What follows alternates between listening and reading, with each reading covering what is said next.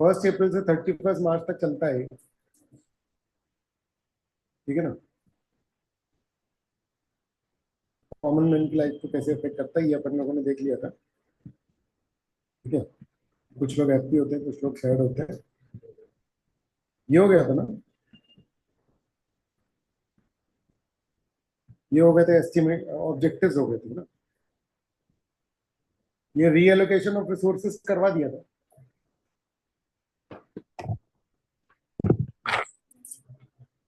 नहीं, वो सुनना, वायरलेस वाला स्पीकर जो है चार्ज पे लगा था, मेरे को दे देने यहाँ चार्जर।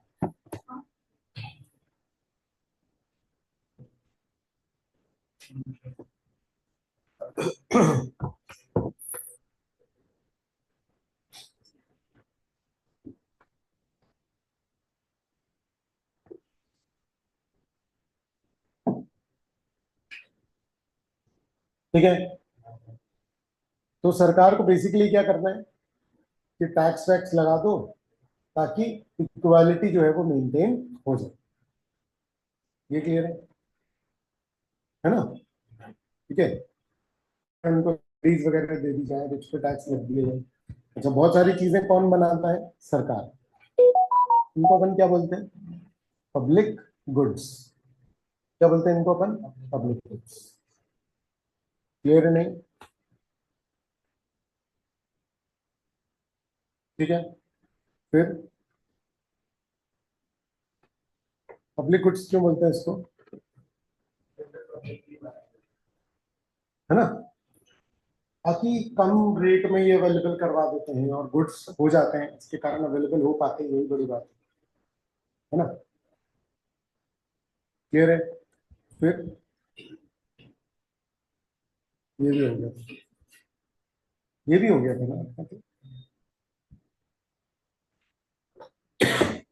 टैक्सेस पे क्या लगा दिया है, वो रिच पे क्या लगा दिया जाए टैक्स, और पुअर पे को सब्सिडी दी जाए, ठीक है ना। उज्ज्वला योजना का बता दिया था, सिलेंडर अवेलेबल हो रही है ना। अब इकोनॉमिक स्टेबिलिटी, ये सब क्या है? Purpose, objectives. क्या क्या ऑब्जेक्टिव्स थे ये सब? बजट, है ना। इन्फ्लेशनरी टेंडेंसी कब होती है? नोट कर लो। इन्फ्लेशन कब होता है? जब aggregate demand is greater than aggregate supply. कर चुके हैं अपन।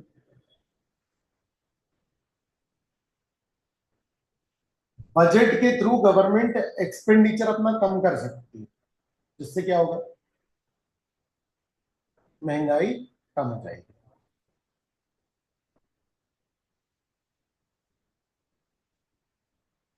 महंगाई कम होना मतलब कि प्राइसेस जो है वो कम होना। महंगाई कम होना,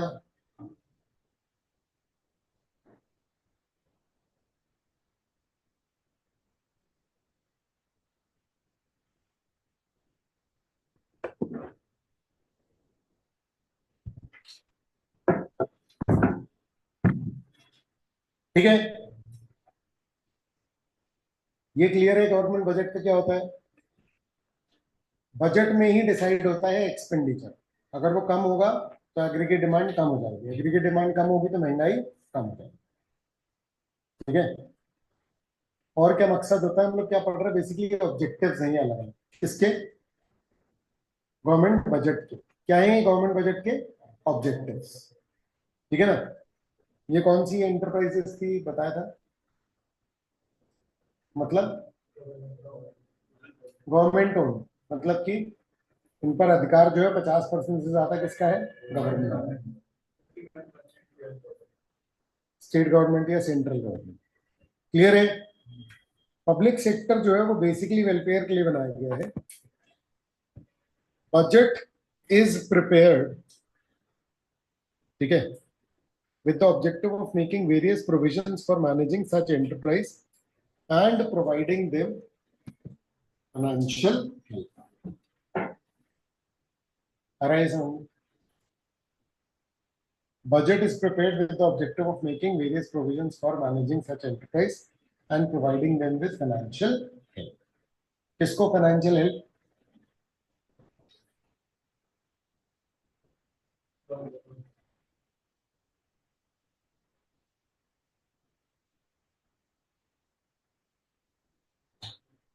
किसको फाइनेंशियल हेल्प?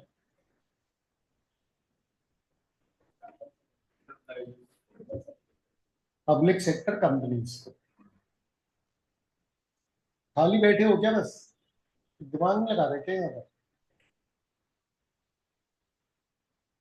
कोशिश करनी पड़ेगी इसको समझने की, नहीं तो फिर कोई मतलब नहीं है ये। चौथी पांचवी क्लास का नहीं है कि याद कर लोगे बस। समझ में आ रहा है?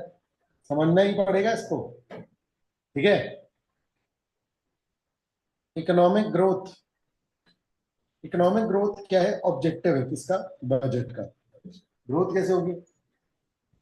इकोनॉमिक ग्रोथ किस पर डिपेंडेंट होती है? मतलब जीडीपी बढ़ता है तो उससे मेजर होता है, इस पर डिपेंड करता है बिजनेस पर। तो बिजनेस करने के लिए अगर फ्लरिश होंगे ज्यादा तो क्या होगा? ज्यादा प्रोडक्शन होगा और ज्यादा इकोनॉमी फ्लरिश करेगी, इकोनॉमिक ग्रोथ जो है वो ज्यादा है। ठीक है ना? Government provides tax rebates and other incentive for productive ventures, तो उससे क्या होगा? सेविंग और इन्वेस्टमेंट्स जो है वो बढ़ सकते हैं। क्लियर है? इंफ्रास्ट्रक्चर पे जब गवर्नमेंट स्पेंड करती है, प्रोडक्शन एक्टिविटी बढ़ जाती है। ठीक है। गवर्नमेंट एक्सपेंडिचर जो है वो मेजर फैक्टर है जिससे कि डिमांड वगैरह इंड्यूस होती है। इंफ्रास्ट्रक्चर, रोड रोड सही होगी, रेलवे सही होगा, इलेक्ट्रिसिटी होगी, इंटरनेट होगा, तो क्या होगा? प्रोडक्शन ऑटोमेटिकली क्या करेगा? ठीक है। Before planning such expenditure, rebates and subsidies, है ना? मतलब ये सब देने के पहले गवर्नमेंट को क्या देखना पड़ेगा? इन्फ्लेशन और टैक्स रेट। ठीक है ना? क्यों?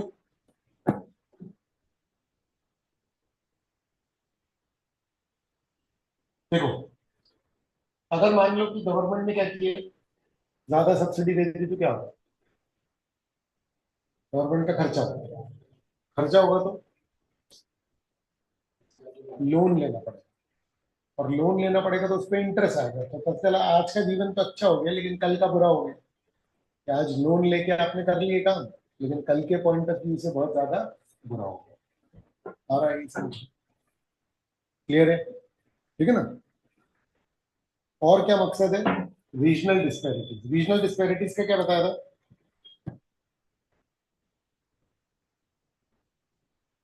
महाराष्ट्र, एमपी, अलग अलग स्टेट्स का क्या है? डेवलपमेंट अलग अलग है। बजट से क्या होगा? जिस रीजन में कम डेवलपमेंट है वहां पर ज्यादा डेवलपमेंट करने की कोशिश की जाएगी। कैसे कर सकते हैं? कंपनी को बोलती है कि आप यहाँ पे अपना कौन सी कंपनी? अभी भी कंपनी ऐसे नहीं बोलते कि किसी कंपनी को अपन बोल देंगे, ऐसा नहीं होता। प्राइवेट सेक्टर अपने हिसाब से डिसाइड करेगा। क्या तरीका होगा बताओ आप?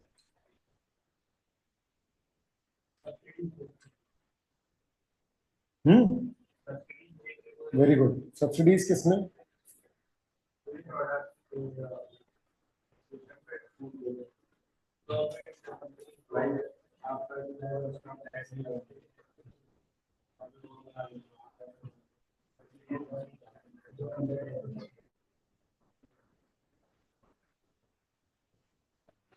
देखो,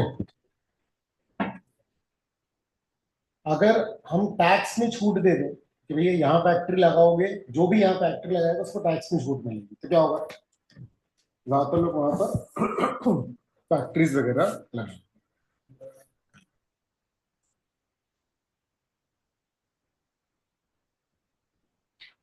ठीक है ना?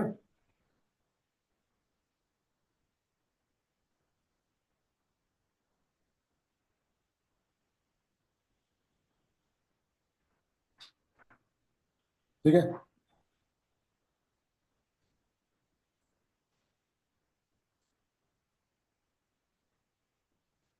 जैसे कि स्पेशल इकोनॉमिक जोन, मुझे बताओ स्पेशल इकोनॉमिक जोन पता है क्या किसी को? क्या होता है?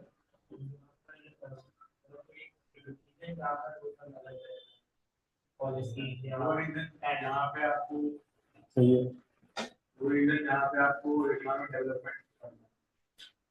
वो रीजन जहाँ पर कि हम टैक्स वैक्स नहीं लगाएंगे।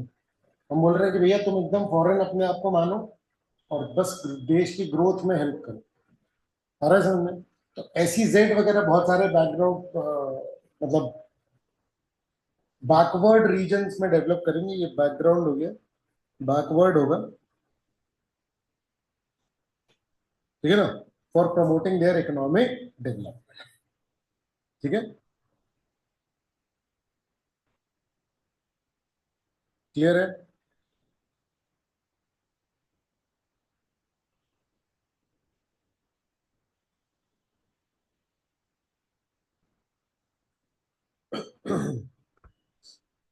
एम्प्लॉयमेंट जनरेशन, गवर्नमेंट बजट का मकसद क्या होता है कि अगर अनएम्प्लॉयमेंट फैला है तो क्या करेंगे?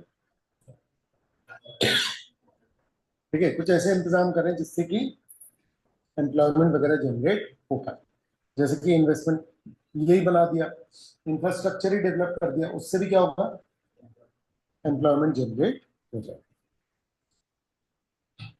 ठीक है, in urban rural area government aims to provide jobs through various employment generation schemes like मनरेगा, है ना, और स्वर्ण जयंती, ये तो बहुत पहले की हो गई, अब तो 75 ईयर्स हो रहे हैं। प्रधानमंत्री रोजगार योजना, इस तरीके से बहुत सारी स्कीम्स जो हैं वो चलाई जाती है। क्लियर है?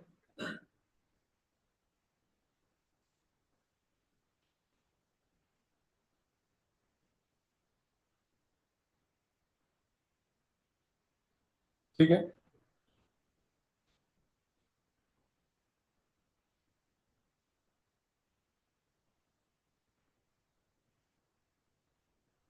ये नोट कर लो।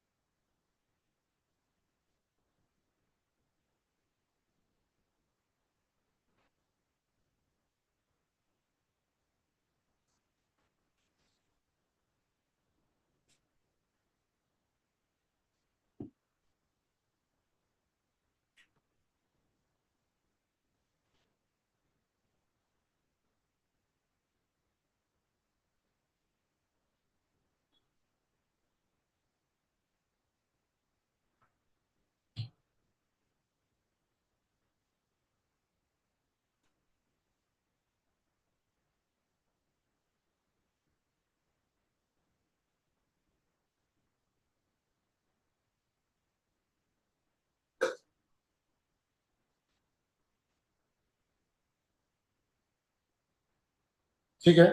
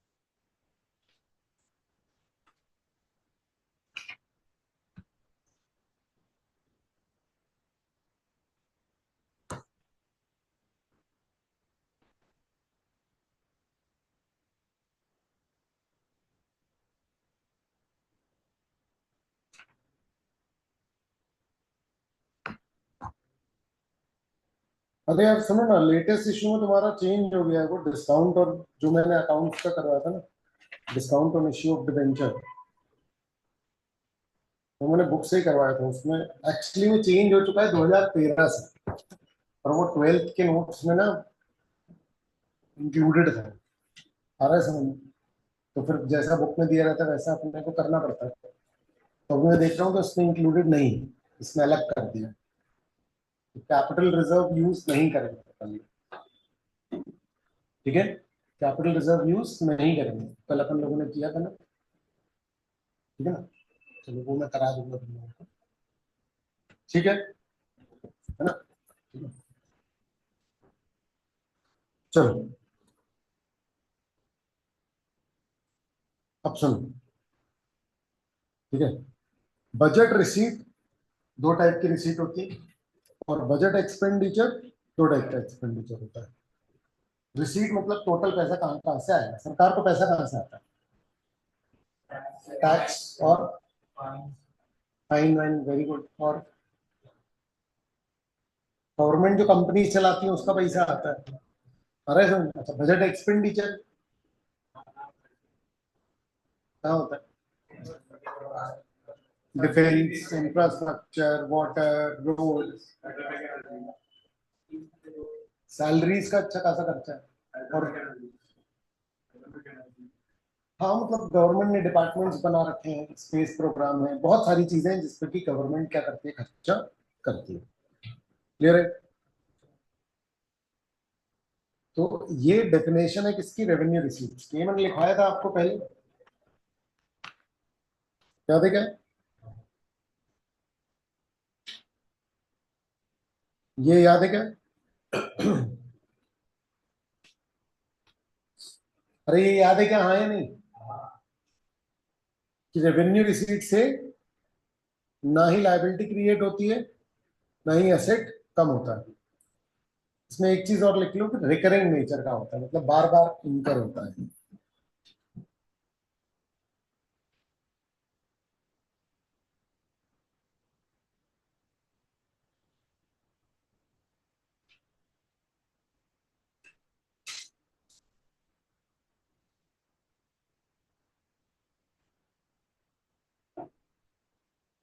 ठीक है, ये मेन बात है और ये बहुत एग्जाम के लिए इंपॉर्टेंट है। आ रहा है समझ में? ठीक है ना? तो अब रेवेन्यू रिसीट्स दो टाइप की होती है, टैक्स और एक नॉन टैक्स। और टैक्स दो टाइप का होता है, डायरेक्ट और, ठीक है। सरकार की कमाई कहाँ कहाँ से होती है, रेगुलर वाला, ये सिर्फ रेगुलर वाला है। पैसे कहाँ कहाँ से मिलते हैं, कमाई तो ठीक है, पैसे रिसीट कैसे कैसे होती है, देखो लोन वोन से भी होती है, बट लोन मिलने से लायबिलिटी बढ़ती है, तो वो रेवेन्यू रिसीट नहीं है। पर टैक्स का जो पैसा मिलता है वो बार बार होता है, उससे कोई एसेट कम नहीं होता, उससे कोई लायबिलिटी नहीं बढ़ती, तो वो सीधे सीधे कमाई होती है। डायरेक्ट टैक्स मतलब लोग इनकम कमाएंगे तो इनकम पे जो टैक्स देंगे वो क्या होता है, डायरेक्ट टैक्स। ठीक है। इनडायरेक्ट टैक्स प्रोडक्ट पे लगता है, अब उसको इनडायरेक्ट क्यों बोलते हैं, क्योंकि जिस पे लगता है वो किसी और को पैसे देता है और उससे कलेक्ट करती है गवर्नमेंट। इसका मतलब इनडायरेक्ट टैक्स जो है वो सरकार किससे कलेक्ट करती है, दुकानदारों से। तो दुकानदार किससे कलेक्ट करते हैं, आम जनता से। समझ में आ रहा है? इसलिए इसको क्या बोला जा रहा है, इनडायरेक्ट टैक्स। सरकार जो है वो कंपनी से ही ले लेती है ये टैक्स, और वो अल्टीमेटली किस पर जाता है, लोगों पर। तो ये इनडायरेक्ट है। लेकिन डायरेक्ट टैक्स में तुमने कमाया, तुम दो टैक्स। तो ये क्या हो गया, जिस पर लग रहा है उसी से कलेक्ट किया जा रहा है। इनडायरेक्ट क्या है, जिस पर लग रहा है उससे कलेक्ट नहीं किया जा रहा, किसी और से कलेक्ट किया जा रहा है इनडायरेक्टली, फिर वो उससे कलेक्ट कर लेगा। नॉन टैक्स में क्या है, घर खरीदोगे तो फिर क्या करोगे, जाकर रजिस्ट्री रजिस्ट्री कराओगे, तो एडमिनिस्ट्रेटिव रेवेन्यू होता है बहुत सारा। कमर्शियल रेवेन्यू, जितनी सरकारी कंपनी चल रही है, इलेक्ट्रिसिटी का बिल देते हैं, तो ये क्या हो गया, कमर्शियल रेवेन्यू। वाटर का चार्जेस वगैरह देते हैं। ठीक है। एडमिनिस्ट्रेटिव रेवेन्यू में देखो क्या क्या आता है, फाइन्स, पेनल्टी, चालान वालान होता है, चीट्स, कोई अपनी प्रॉपर्टी छोड़ करके खत्म हो गया जिसका कोई भी नहीं है, आ रहा है समझ में? ठीक है ना? लेगेसी वगैरह में बोलते हैं उसको, स्पेशल असेसमेंट, टैक्स वैक्स के बहुत सारे असेसमेंट होते हैं जनरल। ठीक है ना? अभी पढ़ेंगे नहीं अपन लोग इसको। लाइसेंस और परमिट वगैरह देते हैं, आरटीओ वगैरह का पूरा पैसा दिया। और फीस, बहुत सारी चीजों की फीस कलेक्ट करती है सरकार, है ना? और गवर्नमेंट कंपनी से जो पैसा आता है उसको क्या बोलते हैं, कमर्शियल। तो ये क्या है पूरा, ये पूरा क्या है, रेवेन्यू रिसीट। कौन सा वाला, टैक्स और नॉन टैक्स दोनों है ना यहाँ पे। अरे सुन, रेवेन्यू रिसीट टैक्स वाला और नॉन टैक्स। टैक्स वाला क्या, डायरेक्ट और इनडायरेक्ट।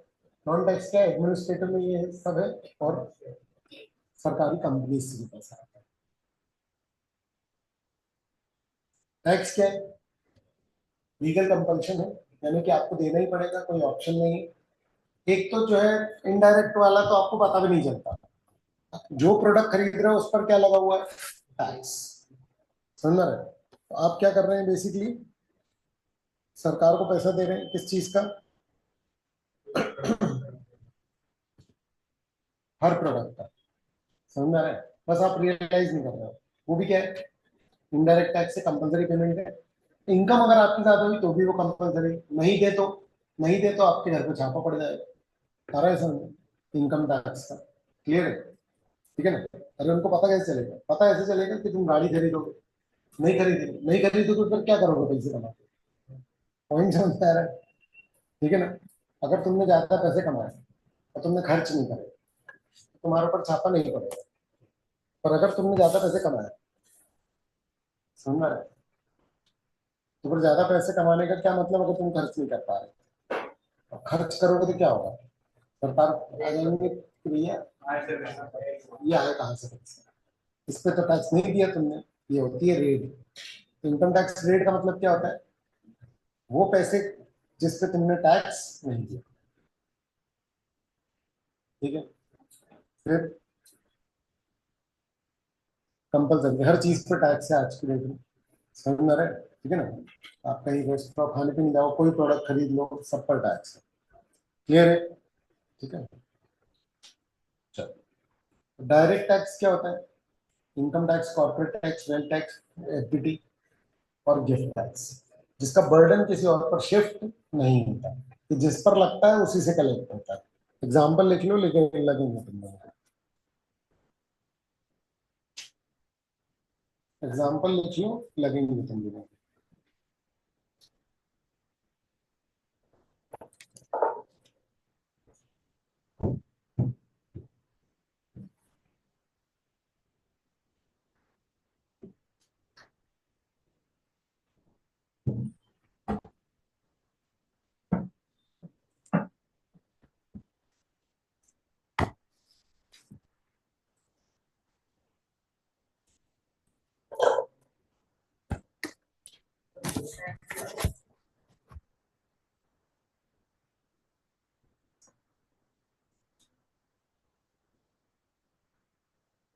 गिफ्ट आप कोई दे रहे हो तो उस पर जो टैक्स लग रहा है वो गिफ्ट टैक्स है।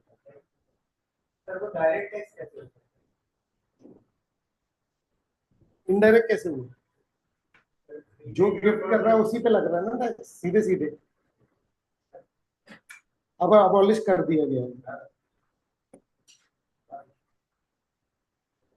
या वो वो करता है, तो अपने यहाँ फैमिली में डिफाइड करके भेजता है कमर्शियल।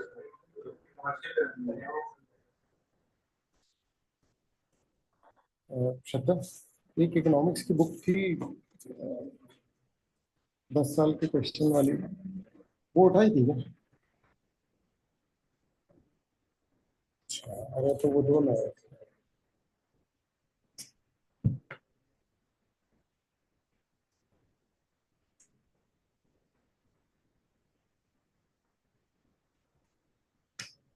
हाँ, बोले। हम्म। हाँ, मतलब ठीक है, तो अपने यहाँ ही बहुत रिक्वायरमेंट है ना, बच जाता तो बेच देता। हाँ, किस, क्या कमर्शियल क्या? अबे तो कमर्शियल रेवेन्यू तब होगा ना जब रिफाइनरी गवर्नमेंट की होगी। रिफाइनरी तो रिलायंस की है ना।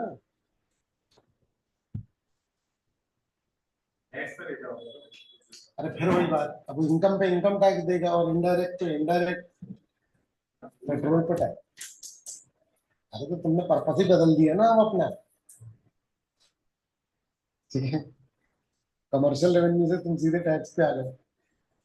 ठीक है, ये भी नोट कर लो, इनडायरेक्ट टैक्स, इसमें बर्डन शिफ्ट होता है। ये पैसा कलेक्ट होता है किससे, बिजनेस से। पर बिजनेस फर्दर किससे कलेक्ट कर लेते हैं, कंज्यूमर से।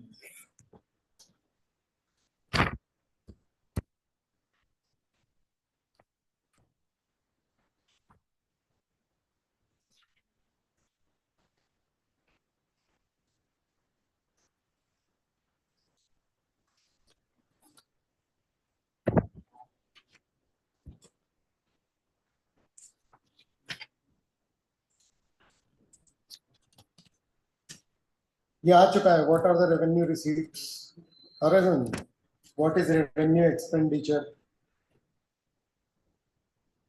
Explain the basis of classifying taxes into direct and indirect, ये 3 नंबर का आ चुका है। Distinguish between direct tax and indirect tax, give an example of each. 3 number के क्वेश्चन हैं जो आ चुके हैं। Distinguish between direct tax and indirect tax, ठीक है। फिर is the following revenue receipt और कैपिटल रिसीट, जैसे एंड वाई, तो जैसे टैक्स रिसीट। अब मैं बोलता रहता हूँ यार, बीच में मैं कितनी बार बोलूँ यार, जब मैं बोल रहा हूँ उस समय सुन लो, तुम्हारे ही भले की बात है। खुद भी डिस्टर्ब हो रहे हो, बाकी सबको भी डिस्टर्ब कर रहे हो। कितनी बार च्युइंगम खाने को मना किया है साले, फिर भी बेशरम टाइप खा के आ जाते हो। उठा लो उसको, उससे ज्यादा।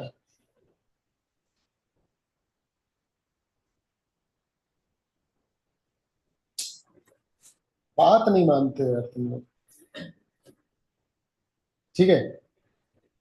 ये क्या एग्जाम के क्वेश्चंस क्यों पढ़ रहा हूँ, कि पता लग जाए कि भैया पास्ट एग्जाम में क्या क्या है। मैं भी पढ़ा करके खत्म कर दूं ना, यही चाह रहा हूँ ना। मैं टाइम पास कर रहा हूँ क्या एग्जाम के क्वेश्चन डिस्कस करके? मैं अपना टाइम लगा रहा हूँ, और वैल्यू ही नहीं।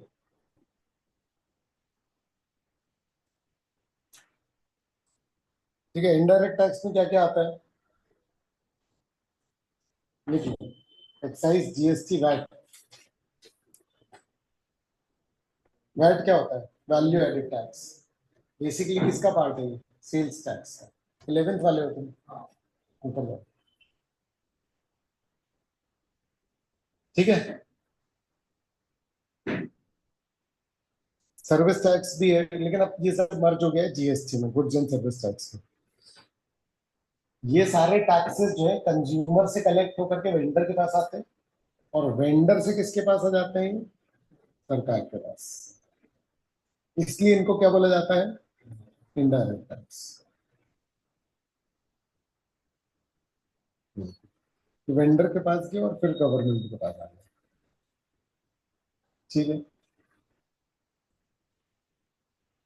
चलो, ये आ चुका है एग्जाम में, इसकी फोटो ले लो, है ना। डायरेक्ट टैक्स लोगों पे लगता है, और इनडायरेक्ट टैक्स कमोडिटीज या सर्विसेज उन सब पे लगता है। डायरेक्ट टैक्स का बर्डन जो है वो शिफ्ट नहीं हो सकता, क्योंकि जिसपे लगता है उसी को चुकाना पड़ता है। जबकि इनडायरेक्ट टैक्स दुकानदार गवर्नमेंट को देते हैं और कंज्यूमर से कलेक्ट कर लेते हैं। क्लियर है? अच्छा, नेचर डायरेक्ट टैक्स जो होता है ना, वो प्रोग्रेसिव होता है। प्रोग्रेसिव का मतलब ये है कि जिसकी ज्यादा इनकम उस पर ज्यादा टैक्स। पर इनडायरेक्ट टैक्स प्रोग्रेसिव नहीं होता, क्योंकि सब पे एक सा लगता है। जिसने जो प्रोडक्ट खरीदा उस पर टैक्स लग जाएगा। क्लियर? ठीक है ना। Example, income tax, corporate tax etcetera. Indirect tax की एग्जाम्पल क्या है? Sale tax, VAT. क्लियर है?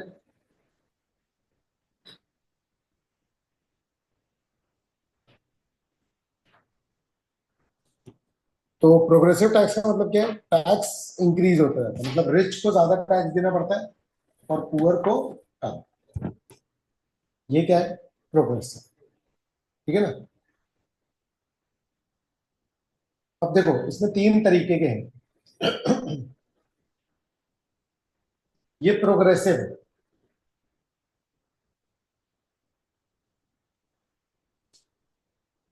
दूसरे 2 टाइप जो है वो देख लो।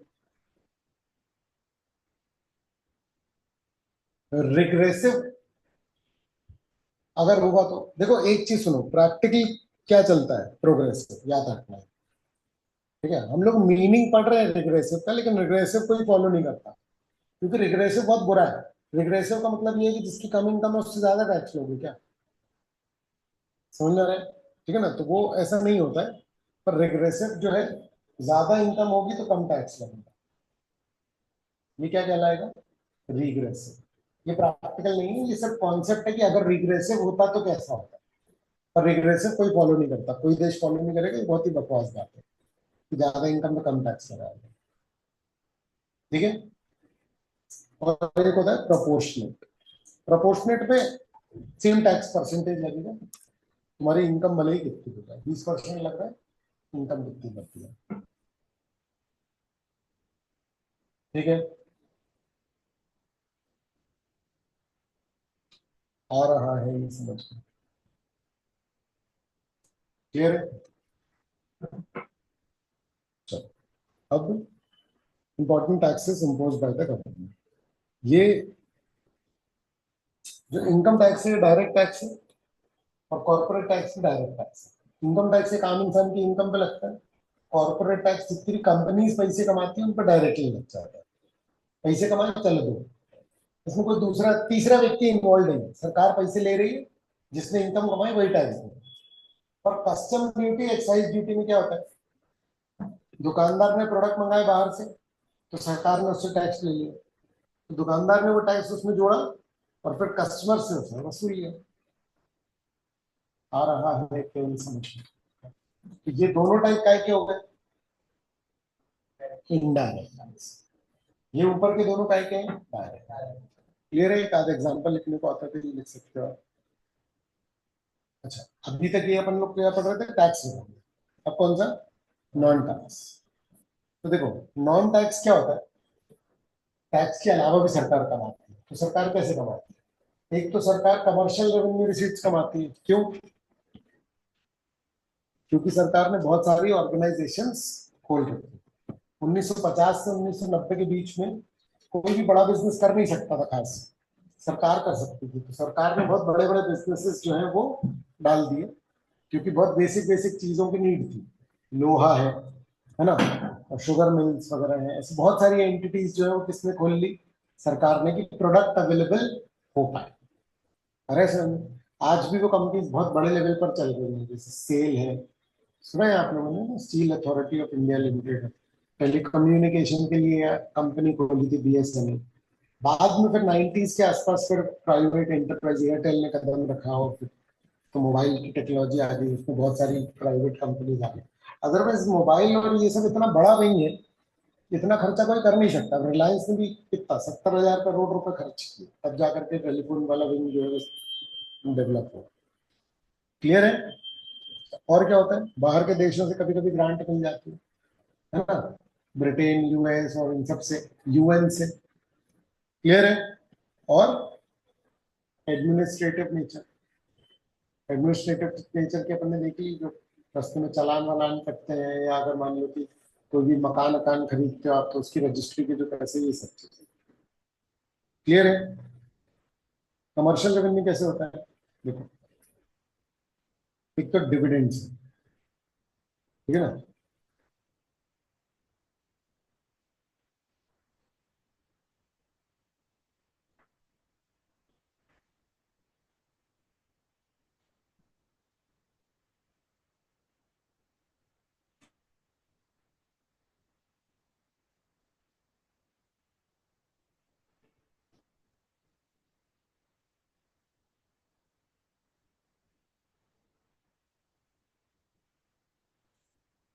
ये देखो, ये एलआईसी ने पैसे कमाए, और एलआईसी ये पैसे किसको दे रही है, सरकार को। सरकार की तरफ से कौन रिसीव कर रहा है, निर्मला सीतारमण।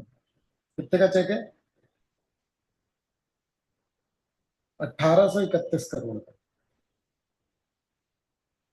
ये 2600 करोड़ का है।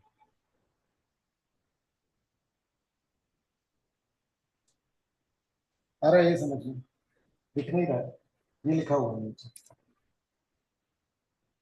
ये तो पुराना है यार, अभी तो करंट का बहुत ज्यादा है सर।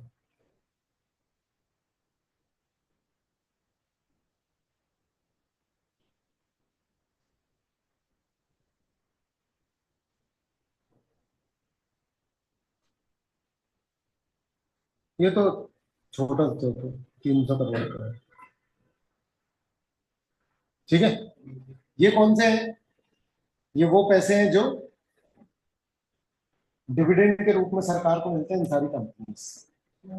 अरे सर, जब चेक देते हैं वो कंपनी सरकार को, तो वो फोटो खींच रही है, पता नहीं क्यों फोटो खींच रही है। अरे इसे नहीं, ठीक है। अच्छा, इंटरेस्ट, तो interest received on loan given to the state government, union territory, local government and the, ठीक है ना। सेंट्रल गवर्नमेंट स्टेट गवर्नमेंट वगैरह को भी लोन देती है, तो उससे काफी सारा इंटरेस्ट हो जाता है। पोस्टेज, इलेक्ट्रिसिटी, रेलवे, ये सब कमर्शियल रेवेन्यू, कमर्शियल नेचर का रेवेन्यू। क्लियर है। तो सरकार जो बिजनेस कर रही है उससे जो पैसे कमा रही है वो भी एक जरिया है सरकार के रिसीट्स का।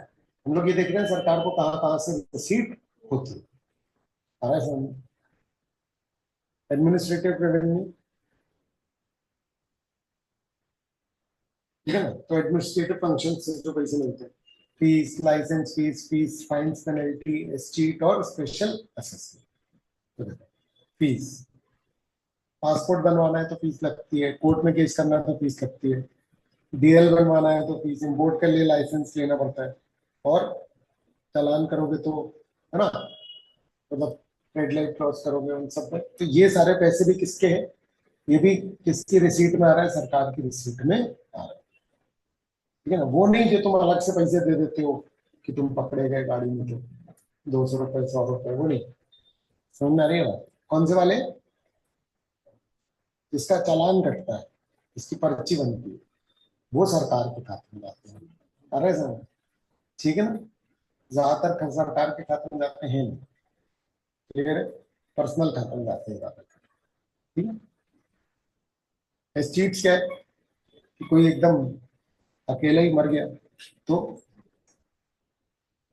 जिसका कोई नहीं, उसकी सरकार, उसकी प्रॉपर्टी सरकार ले जाती है। और ये समझ, ठीक है ना। इसलिए जैसे रानी दुर्गावती का किला है, सरकार का क्यों है, क्योंकि उनके कोई वंशज नहीं बचे ना। समझ ना, अभी कोई क्लेम कर ले तो उसकी हो जाएगी लगी।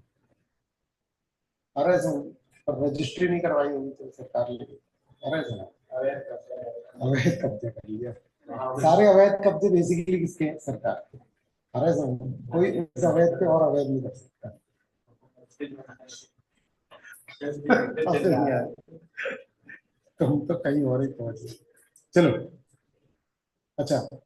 कई बार क्या होता है, जैसे ब्रिज बन रहा है तो बहुत सारी प्रॉपर्टीज के रेट बढ़ गए, तो वहां से फिर सरकार क्या कर लेती है, पैसा ले लेती है। समझ में आ रहा है। ठीक है, कि ये ब्रिज बनने के कारण तुम्हारी प्रॉपर्टी के रेट बढ़ रहे हैं, पैसे निकालो। ठीक है। ये थी सारी कौन सी रिसीट, रेवेन्यू। ठीक है। कैपिटल रिसीट अपन लोग अगले क्लास में। अरे सर, अगर टाइम से आओगे तो अपन ज्यादा नहीं कर पाएंगे। अरे सर, अगली क्लास में 3:30 बजे से स्टार्ट करती है, क्योंकि इससे बाद भी तो है ना क्लास, तो इसलिए मैं टाइम से छोड़ना पड़ता है।